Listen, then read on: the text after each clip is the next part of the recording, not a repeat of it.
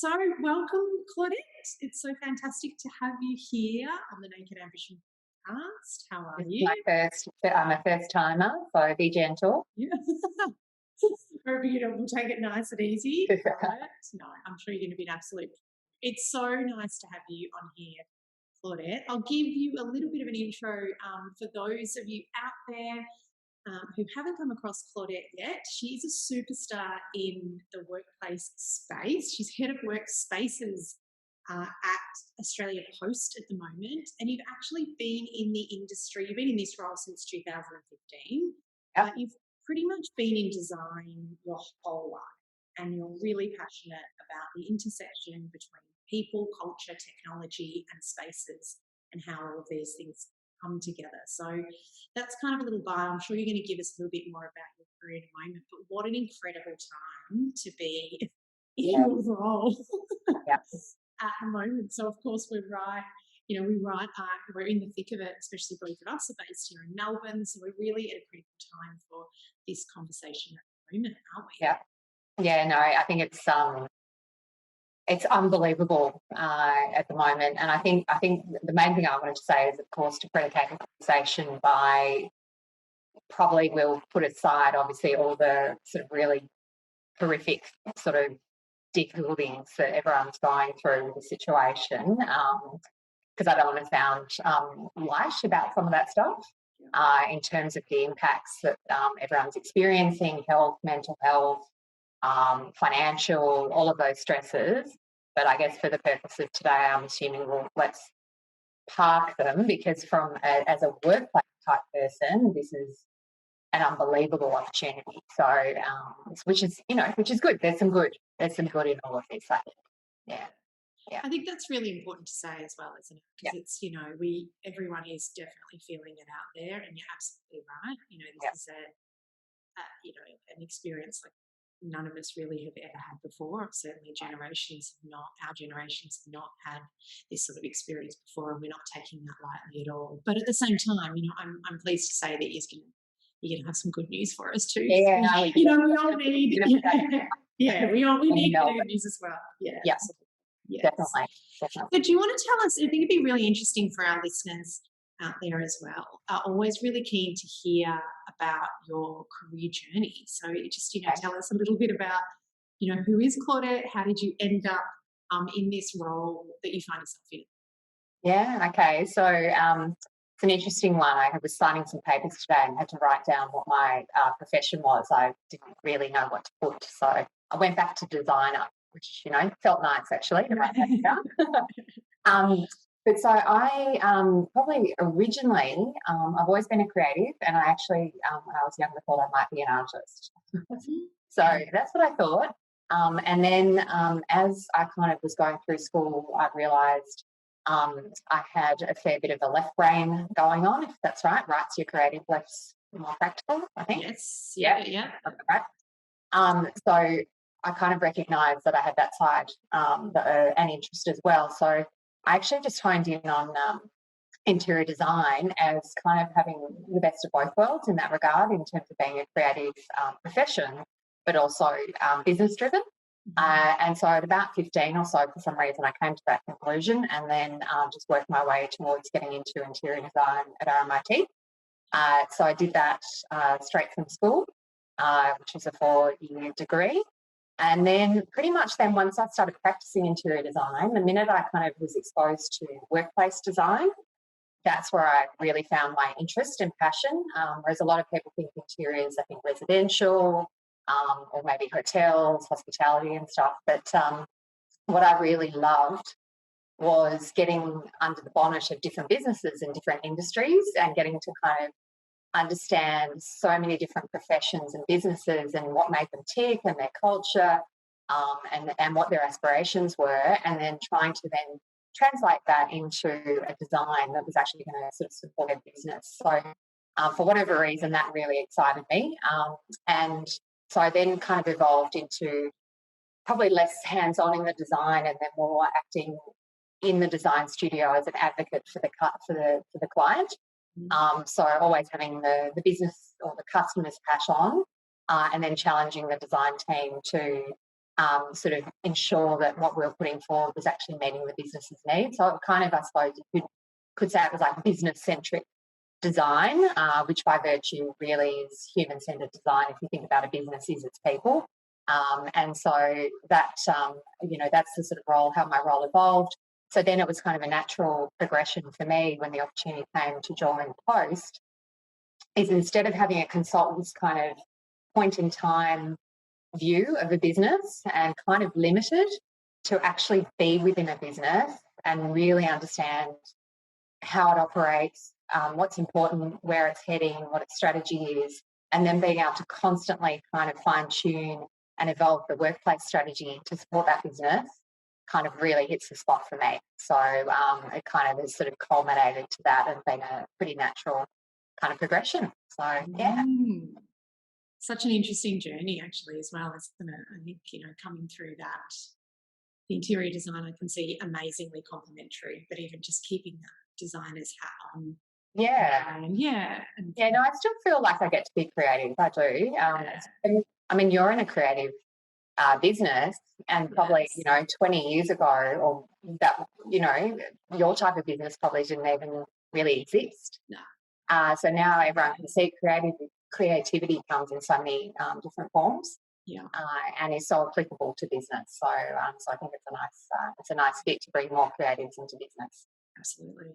You also touched on something that's getting quite a lot of airtime in the design community at the moment, but even just this concept or even the phrase business design, or to be a business designer. Yeah. People kind of coming through that typical design discipline who are now trying to learn more of those business skills, or even those kind of consultative business skills, and then other people coming from the business side who are trying to do more of that human-centered piece as well. So there's a really nice collision there. So it sounds like you did that pretty naturally.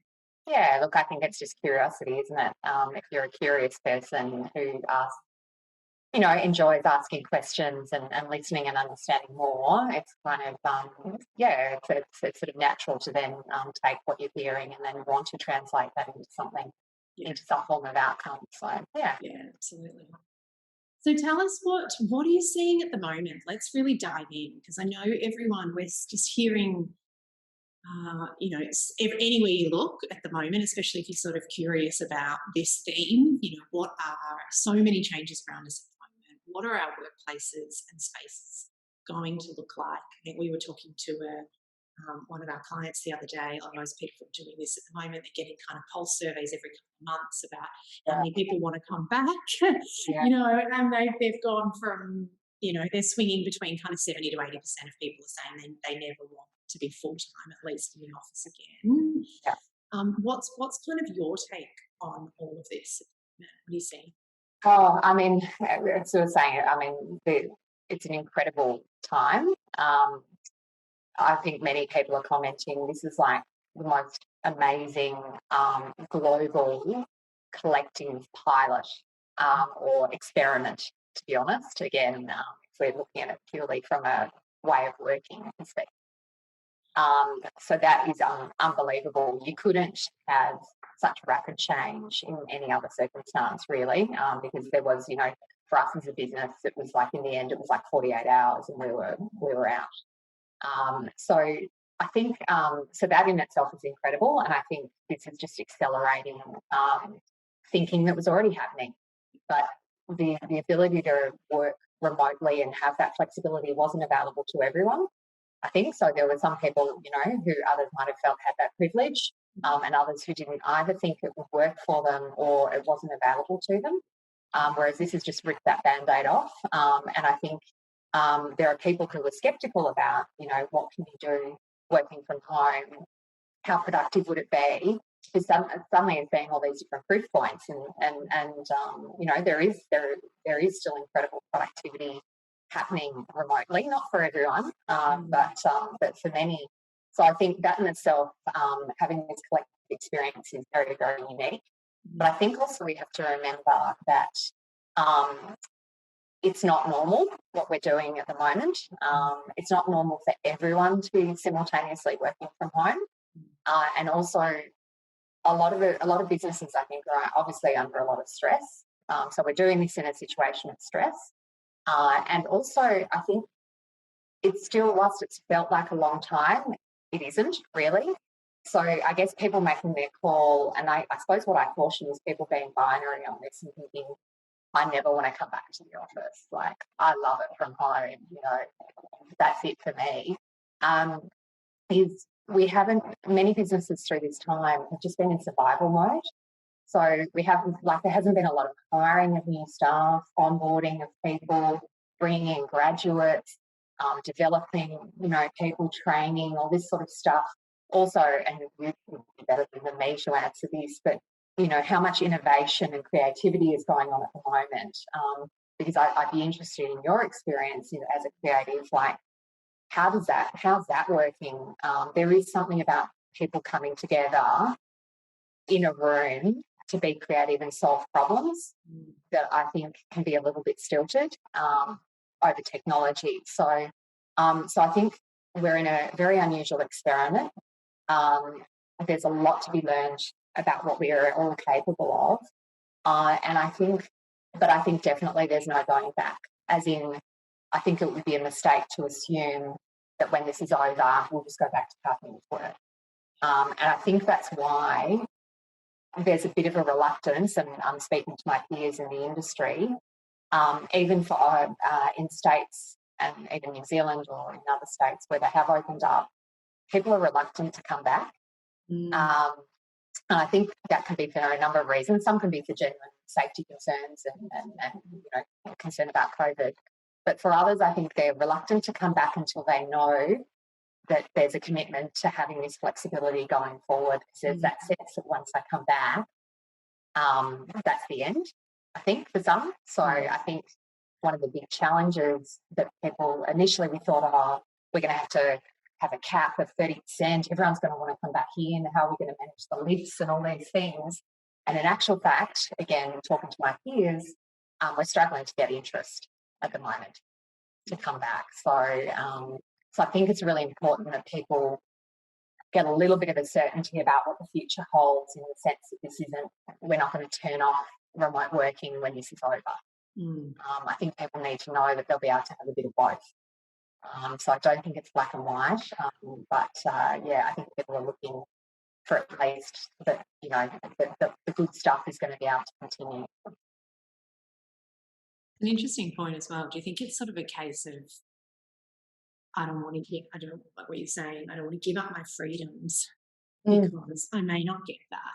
I've got this deal that I may not have ever been able to negotiate. And if I go back in, I might just be signing up to the old world, so I want to hang on to that. But what you're sort of saying is, if we're all thinking like that and we're trying to hold on to this, then what are the trade-offs and the benefits that we may lose that come from those natural, spontaneous interactions? And you're talking about collaboration, and yes, absolutely, there are certain aspects of innovation that are really challenging online. Some can be emulated remotely, but some just, they can't. They are those casual bump-ins and those moments. And I think that's the thing is, yes, there's been some great benefits giving everyone the ability to work remotely, but we haven't been doing it for long enough for people to realise what we've lost. I don't think yet. I think some have realised. And in terms of that incidental collaboration and that learning that happens from being around other people and watching and observing and all of those things that over time, you would really miss. So I think what the challenge now is for leaders to really focus on what the purpose of coming into the workplace is and redefining what that is, because the purpose of coming into the workplace isn't just somewhere to come and be productive, because I think everyone's shown that you can be productive in a number of places. So why do we come together? We come together to be part of something bigger than ourselves. We come together to connect with a common purpose. We come together socially because there's lots of evidence that people who have relationships at work, in terms of friendships and all of those sorts of things, give more to a business because they're more vested because of those relationships they have with their peers. And then I imagine for the work like you do, sort of that problem solving, dealing with complexity and stuff. I think, you know, sometimes things just don't get read properly, even in a Zoom or whatever it is. I just don't think it's the same. But I'd be interested in your view on that. Yeah. In terms of I think there's that work over virtually. Yes, absolutely. And there's the things that we're seeing definitely that have been still quite strong. I think it's still possible to do your typical design when we're talking about, you know, sense making, for example. So it's if we're talking about the practices of sharing research, doing that sort of sense making, are all possible on, you know, your virtual whiteboarding tools. We use a lot of Mural. It's a big one. So using Mural in combination with ideally Zoom, sometimes Teams, for virtual workshops for kind of capability building. One we were doing this morning, whole organisation rolling out their own design thinking program, and all of that is still quite possible. They can still be interactive and they can still be solving. Where there are challenges, and this is with other creative agencies I've spoken to as well, are having the challenges around things that are more strategic. So bringing together kind of leaders where big decisions need to be made. Now, whether that's to do with what is going on at the moment and people just struggling to make decisions anyway, you know, to know, especially if it's something that's to do with, you know, foresight, they're struggling to do those sorts of sessions. But I think, I mean, largely in the design world anyway, a lot of it was moving to more of this sort of virtual working in a lot of ways. But there's still, you know, you can do digital prototypes, you can do most things online. But I think those kind of the natural collaboration and even the challenges that you can have with sort of psychological safety in online experiences. Yeah, that's sort of where we do see things breaking down a little bit more, or it's just a little bit harder to make people comfortable. But again, all in the facilitation, and that's, you know, a learning curve that a lot of groups like ours are on as well. But we're definitely, you know, it's a spectrum, probably, like what you see. Some people are really enjoying it because it's a welcome break from some of the monotony of some of the other things at the moment, and other people are just thinking, oh, this is not something I can take on.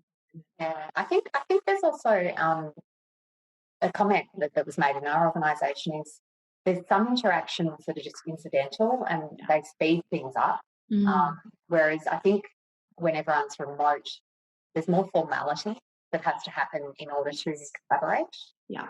Times, and again, maybe the other organisations where, you know, different organisations are at different levels around how they use tools and technology to collaborate. But for organisations and parts of our business that haven't had to work that way and haven't been able to adopt everything at speed, it sort of feels like there's a formality in getting decisions and information and things happening that doesn't exist when you're in an environment together where you can quickly tap someone on the shoulder or you hear something and that sparks something and you know, a decision is made quickly. And people who've had the opportunity to come back into the office and even bumped into, very few people have said, oh, I solved a couple of things just because I happened to bump into so and so as I was coming in, you know, and that sort of stuff's not happening so readily, I don't think. Yeah. Do you think it's an interesting, I guess,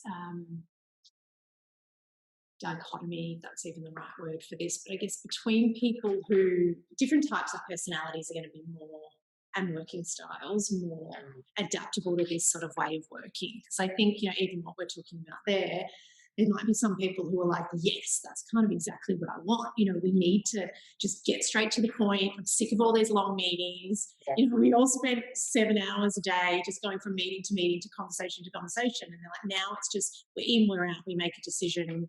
I can see it, everyone's across it. So there's kind of that camp. And then there might be people who, you know, maybe on the other spectrum that do need that and do need more of a consultative approach that might be struggling. Yeah, I think there's definitely different personality types are going to respond to working remotely, to missing that buzz and energy of a collective.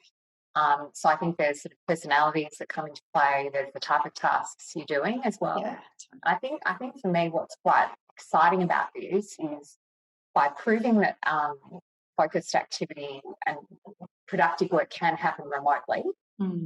Kind of one of the big challenges for workplace forevermore has been this intersection between people who are wanting to focus and get work done with their head down in the open plan, and then people who are all about energy and interaction falling out across the room and all that sort of stuff.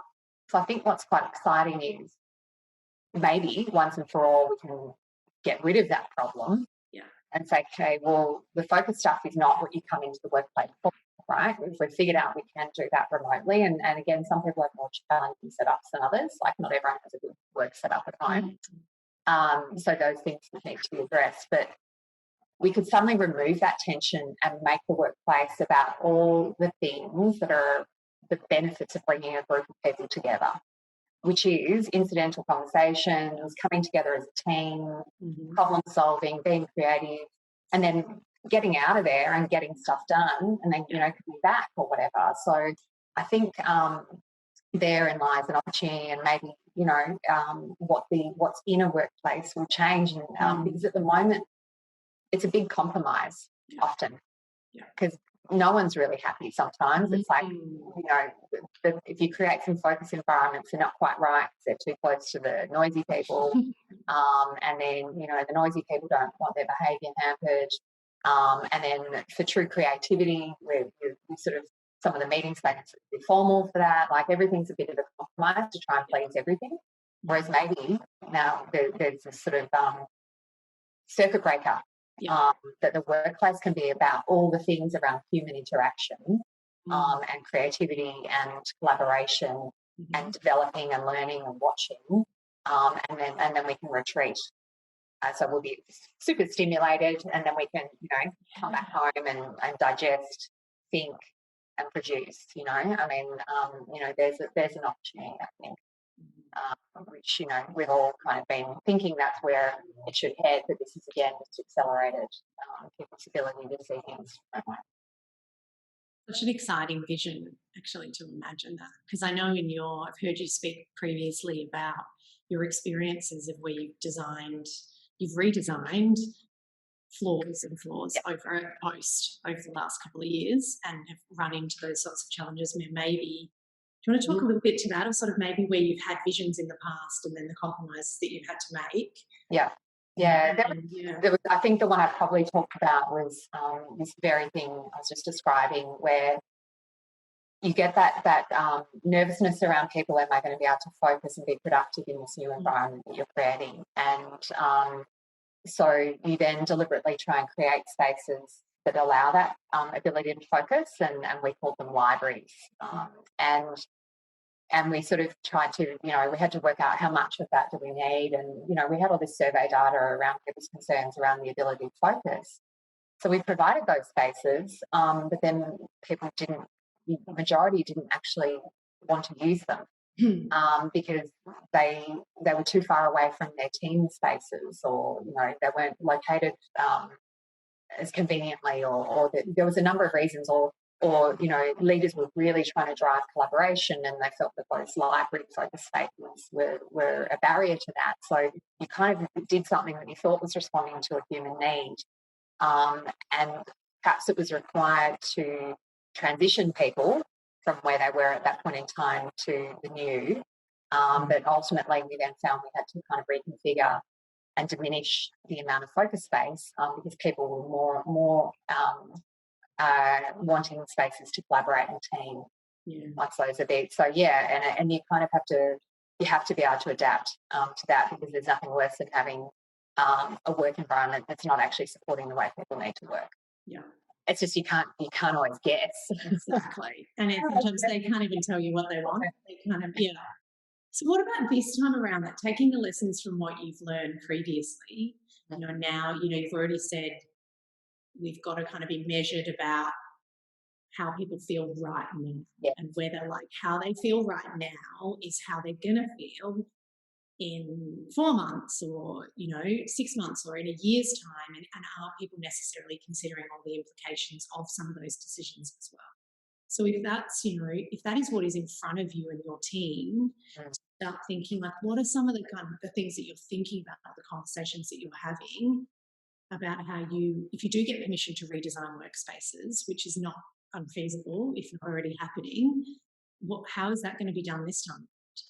Oh, so I mean, it's tricky at the moment because so currently most of us are just trying to address the whole safety factor at the moment. So that's first and foremost. It's kind of auditing your environment for this new world and making sure that we have that that safety and hygiene sort of covered. So that's front and centre right at the moment. In terms of then what's next and how do we work through what the environment needs to be. I think again my approach is always to I think in this instance we've got to get people back into the workplace first and foremost, as in we have to give people a reason to want to come back. And sort of that connection to what are the benefits of coming together is first and foremost in my mind. And then I think when they do come back, I think it's very, very likely that when they come back, this blend of virtual and teams that are present, because at the moment we're all virtual for the most part. We haven't had the blended experience yet. So I think we're going to have to actually observe how that works because that's going to change. Like people are going to be doing what you and I are doing. There's going to be a lot more sort of video interaction and things going on with people who are present and people who aren't. And I'm not sure that we're fully geared for that. We've got rooms and things with the equipment, but if it's happening just one-on-one, and no one's ever liked people doing teleconferences at their desk, and I'm sure they're not going to be too thrilled with lots of video calls going on all around them, potentially could be quite distracting. So there's a whole heap of like sort of basic things that are going to be new, I think. And for me, my approach and our team's approach is always to observe first rather than observe, quickly adapt. I guess you would call it, your prototyping or so have a look at the behaviours, have a look at what people are needing, do sort of your basic sort of adjustments. Look for the response to that. What's frustrating people? What are they looking for, searching for? And then kind of evolve the workplace, because I don't think anyone's got the answer as to how it physically needs to be different yet, apart from some of the basic stuff that we need to address because of COVID and social distancing and all those factors. So I think then that's when we get people back into the workplace. How is this sort of combined virtual and physical working going to play out? And also what are people looking for when they come in? What they're probably looking for is to get together en masse, but they can't do that in the smaller spaces anymore. So how are we going to allow use the open plan spaces to allow teams to come together and actually collaborate en masse as a team? Because putting 20 people into a small meeting room isn't going to work in the foreseeable future because we can't and we shouldn't. So I think we might be repurposing what goes on in the open plan, and the open plan really is collaborative, and people are coming in for that interaction, and they've got full permission to be as creative, move things around in the open plan and set themselves up for those 10 days and things like that. But I think it's always good to experiment and test things before making that call. Because we certainly don't have budget to be doing any changes.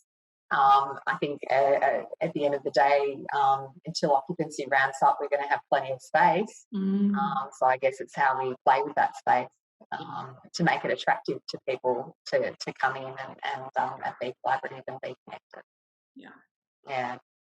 So there's a long way to go yet. And you're talking about, it's a big job as well, isn't it? Because you've got to balance what needs to be done when it comes to safety, this whole, no touch, low touch economy, whatever we're talking about. There's what you need to do to comply, and then what you need to do to give people the assurances that the space that they're going into will be safe as well. And then you're talking about how do we actually do something that's desirable and gives them like drive to return, they want to be something that they want to be part of again. Exactly, because your greatest fear is that sort of feeling of why would I come back if I can't actually be with people and collaborate and communicate and move and all these things. So I think there's that balance of compliance and safety, and then people having a great experience when they're back in the workplace, and not so how to work around, because we must do all those things, but then you don't want it to be such an experience that they're like, well, that's not great to come back to. Why would I come in for that? Which is hard at the moment, because things like when we're not the only business, you know, floors, people will be limited to their floor because you don't want people as much movement, and that's a bit of a barrier because people love, you know, connecting with people from different teams and things like that. And in the short term, that sort of stuff's going to be quite limited. So you could be sitting in the office and having a Zoom with someone on another level, rather than having a chat. Yeah, that's interesting. Yeah, so it's sort of it's challenging at the moment. What's that design opportunity? Just to shift gears a little bit as well, because you touch on something I think is really interesting, and this has come up in 2 conversations that I've had recently, where people are asking the question, you talked about low occupancy, what is going to happen to our, you know, if we, and I, you know, I don't presume to know necessarily what's going on at Post, but I think just any organisation, surely we're going to be thinking about, okay, how are we subletting and moving things? You don't necessarily have to talk to that. But, you know, do you have any, and even in the industry, starting to, what are people saying about commercial property? What will there, you know, will there be a kind of, when we do come back, how are we going to fill all these spaces up? I can understand subletting to different, you know, companies. Well, there's got to be a market for the exactly. So someone's got to come in to take those spaces. I think again, I mean, there's been so many sensational headlines, haven't there? Like, you know, death of office towers and this, that, and the other, and that's been quite frustrating. Again, because it's very reactive, and kind of assuming that what we're going through now is, you know, going to play out for the longer term. So I think at the moment no one really knows, except to say that I think working from home and flexibility was always coming. It was just when and how much. I think everyone's, many organisations, their workforces want flexibility in terms of where they work and how they balance their lives. And it's just been, for some it's been a longer journey, and for others they've already embraced that. So for those who are already embracing it, their life isn't that much different because they're people who are already quite fluid. For other organisations where that's been less so the case, this is more of a radical change because you do have the potential that maybe on any given day only 60% of the people are going to be in, whereas previously the model might have been on the assumption that 90% would be in the office on any given day. So if you do the maths, obviously that's going to lead to space that's not being well utilised. And I think that, that is a challenge ahead of corporate occupiers for sure, and also for landlords.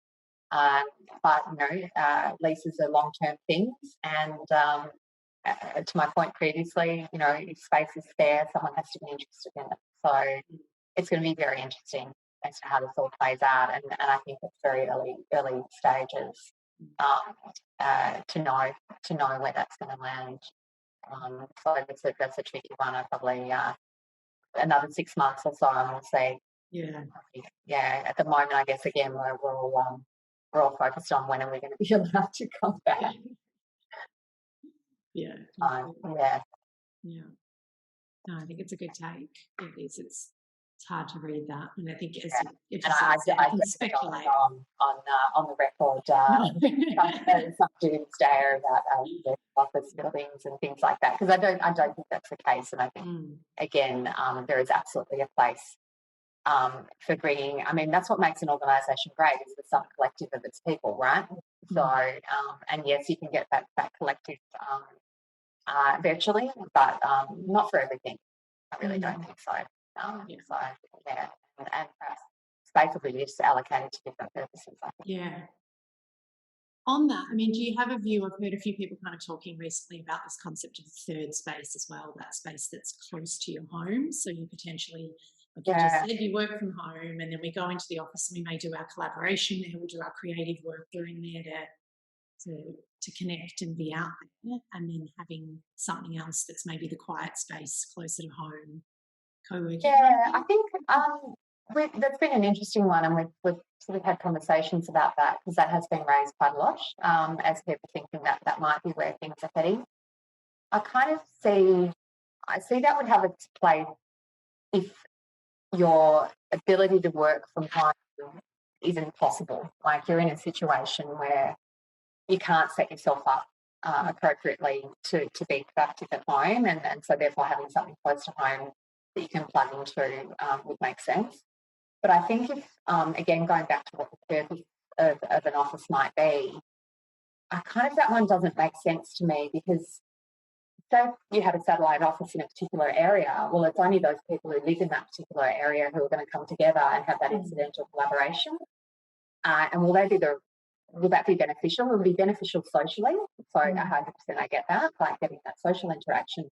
And in terms of that purpose of actually problem solving, collaborating with your team, coming together, observing for graduates and that, observing those around them and learning in their particular area, I don't see how that would feel that neat.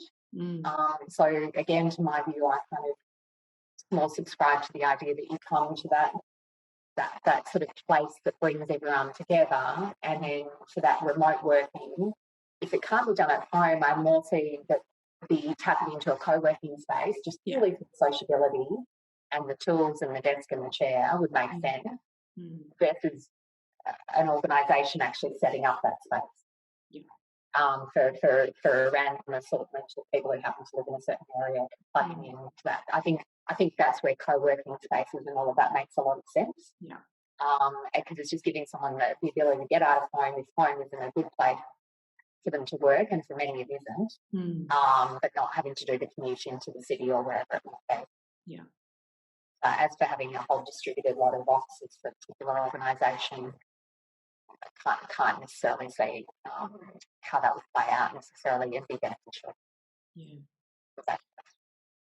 Yeah, I mean, you need to have an enormous, need serious scale, I think, as an organisation to be able to pull that off. And I think that's America. Exactly. Yeah, exactly. And I think that's probably where it's kind of coming from as well, because it's talking about bigger concentrations of people in some of those capital cities that maybe are still travelling large distances as well.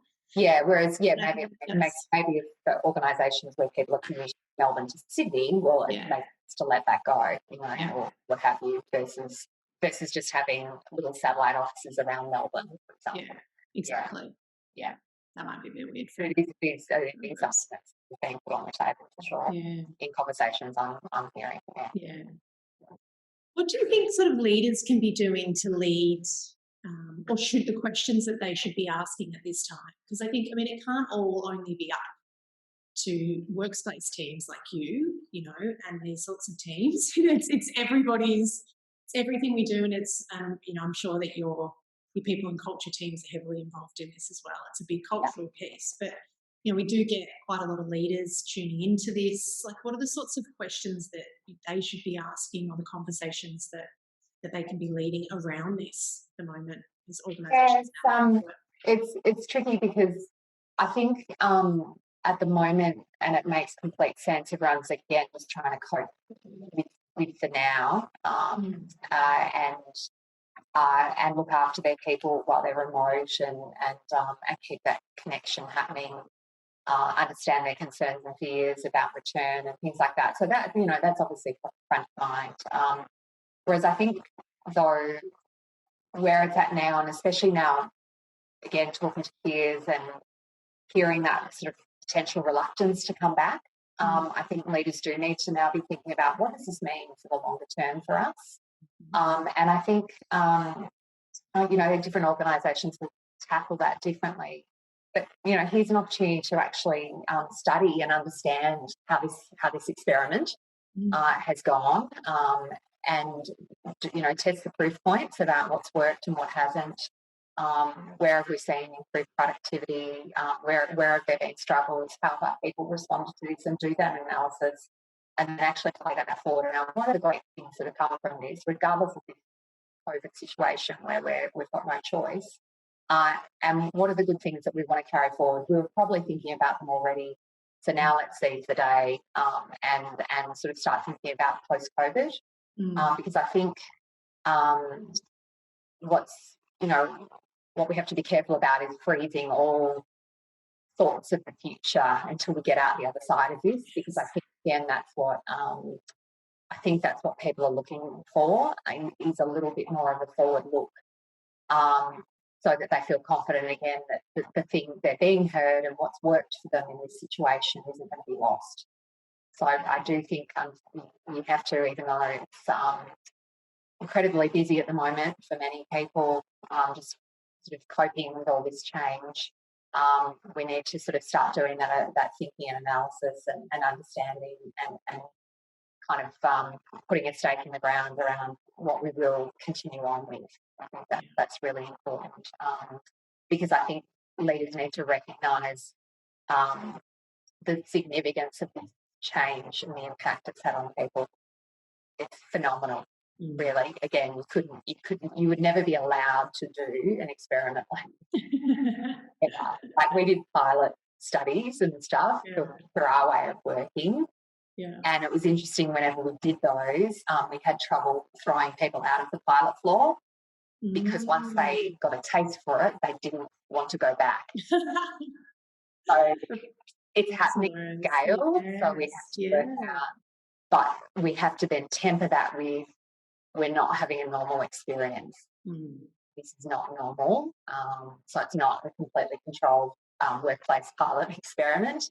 It's got a heap of other layers of stress and other things going on. So that's the hard bit, is how to remove the abnormalities and understand what's the good, the pure good stuff, that regardless of the situation, we can learn from. It's a heck of an experiment, and geez, like, the speed of change and people adapting to this is phenomenal. Yeah, absolutely phenomenal, and particularly for businesses.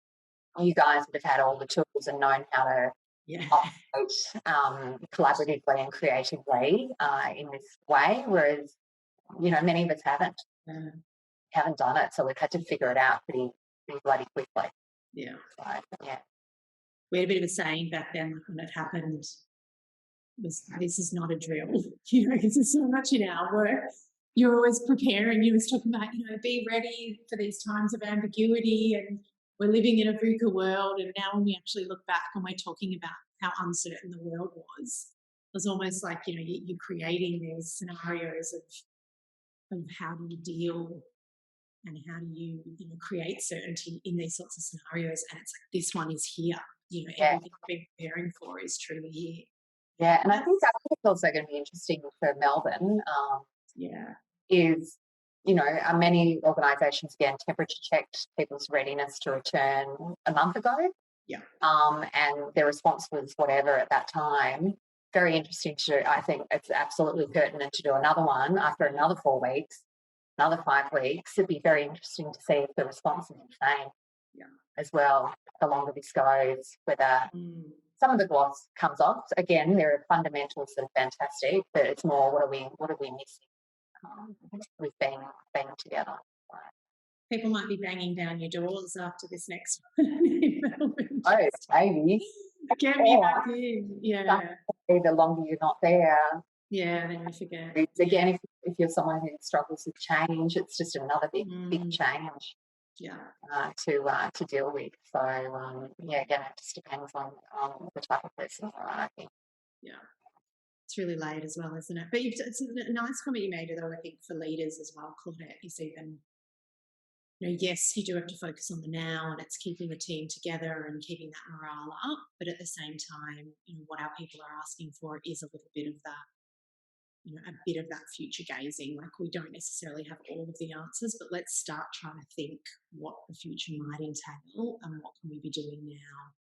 And I think get our teams ready and make the most of it. Like, what we actually benefit the most from, and even about here that mindset of what can we be optimistic about? What are some of the exciting trends and things that are coming off the back of this?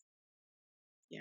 And also, that people don't again feel things are finite, and Yes. these things that you box yourself in. I think because we'll try something and then it might not work as we thought, Yeah. and then we need to be able to adapt again. So I don't think I think everyone on both sides, business and people working for organisations, need to accept it's going to be fluid. And a business might sort of put something out there that we think it's going to be like that, but again, you know, things will keep changing. So I don't think anyone should feel concerned about sort of hard and fast locking some principle down. It's more that you've got to be willing to go with the flow a little bit at the moment, and see how it all unfolds as well, without feeling like you're managed into a big. That's permanent. Now we know nothing's permanent. Exactly. Yeah. Yeah. When you're talking to kind of peers, you mentioned before, when you're having conversations, are there any sort of cool things that you've seen people do, or anything where you thought, oh, that's a good way to handle this at the moment, or trends that are starting to emerge? I think more something that I think we're going to see more of, and we're certainly looking at how it might work in the future, is if we're going to not all be coming into the office on a regular every day, so suddenly people are going to be more fluid, but you're wanting to, when you come in the office, you're wanting to have those conversations and have the connections with the people you need to connect with. So I think a lot of conversations are going to be happening around booking space, and that they're not just booking a desk, because that's not very helpful either. That's just giving you a tool. But around booking team spaces and teams knowing like that they're all going to come in on a certain day, so that they can all hang out together and work together and use the tools and spaces to collaborate. Because I think in the future, if we are a little bit more fluid with where people are working, it's going to be really important how we can come together with purpose, rather than just randomly rocking in on a day and hoping that the people you want to talk to or you need to talk to are there. Obviously, you might bump into people that you think you needed to talk to and have a great conversation, which is terrific as well.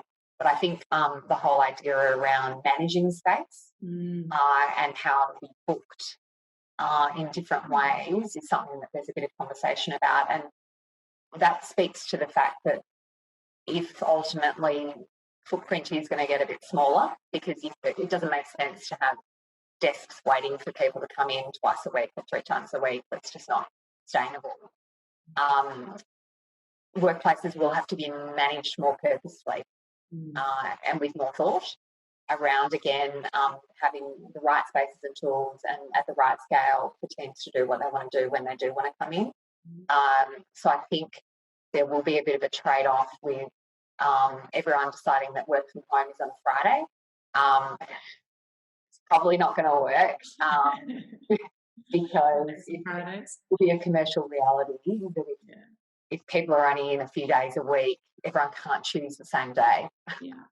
If you want to manage your space properly, you can't just have a ghost town on a Friday and then have to cater for everyone being in on a Tuesday, for example. Yeah, that's so true. So Friday's a good creative day, though. It is. I love my Don't That was my working from home day. And the reason for me was more that allowed you to kind of clear the decks before the weekend and kind of consolidate the week. Sort of do your thinking and round it out and not carry everything through to the weekend. So, yes, there's merit in that. But I just think it's going to be that idea of knowing who's going to be in when for larger organisations is quite important. In the short term, it's going to be important just for managing occupancy caps and lifts and things like that. So we have to do it from a safety perspective in the short term. But I think it's going to be an interesting thing to see that, and all different tools and things are already bobbing up in that space, so that you can see who's in as well, and you can kind of make sure you're going to sit next to them and things like that. So so I think there'll be some cool workplace technology to help. Again, make the experience of coming in being meaningful and getting what you want from that experience as well. So that's probably one of the things that I think, apart from all the contactless stuff, of course. It's interesting actually as well, isn't it? Because you're talking about that is almost the part, like the things that you've got to do to remain compliant at the moment and tick that safety box, like we spoke about before. Then, you know, as they begin to evolve, then more innovation starts to come in, and we actually realise we can use these things for different needs. So exactly like you're saying, you can find out that, you know, this is so and so from this department, they're going to be sitting here at this time. I know where they are, so I can go and I can actually engineer that bumping. Yes, exactly. We always do. You know, we can do that kind of collaboration. So yeah, without stalking, of course. Yes, yes. But, you know, and privacy and all these. So I think it's interesting, but yeah, certainly the whole the other stuff, you know, is all around the I think there'll be lots of technology around reducing how many things touch and all those sorts of things are for sure coming, and will be just standard in buildings in the future. And so fascinating. None of us have ever thought about that stuff ever. Yeah. Around how many times people touch a lift button. It's the level of detail that we're all having to think about now is quite extraordinary. Yeah. Yeah. No, it'll change us forever. Oh, this has just been the most fascinating conversation. Thank you so much. Well, thank you. I'd love to interview you more, actually. You know, the way you guys are working this way. But I do have to add one thing. I went and had a look at your I think it was your LinkedIn or your website, and I learned something major yesterday around the correct way to take a post-it note off a post-it note pad. I've always had the issue with them curling up and falling off the wall. Oh no! So that'll change your life. That will change my life. So thank you for that. Yes. And I can see them behind you. They're all beautifully stuck up. Yeah, they are. I know. The exciting thing is you would have thought that post-its are going to be a thing of the past with this, but no, you've got to, anyone who loves these has got to get onto the digital versions as well. So which I'm sure you're all over. Yeah. But no, love, thank you for the conversation. I really, really enjoyed it. Fantastic. Yeah. When this is done, we'll finally have that catch up in person.